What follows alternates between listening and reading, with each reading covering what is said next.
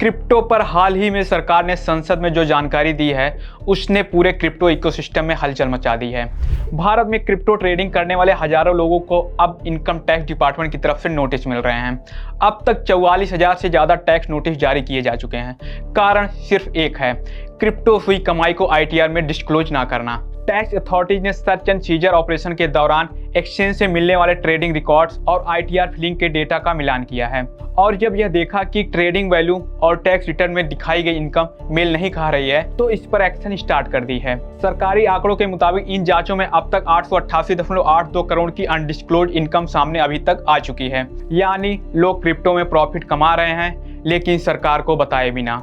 सरकार का संदेश साफ है, क्रिप्टो को भारत में भले अभी ग्रे जोन में कहा जाए लेकिन टैक्स के मामले में कोई ग्रे एरिया नहीं है।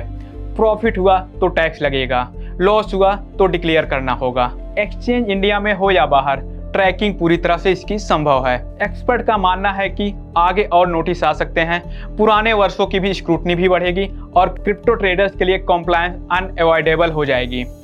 क्रिप्टो अब सिर्फ ट्रेडिंग का खेल नहीं रहा, यह अब सीधे टैक्स लॉ और कंप्लायंस से पूरी तरह से जुड़ चुका है।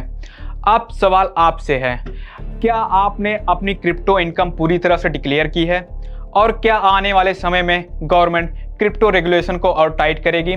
कमेंट में हमें जरूर बताइए।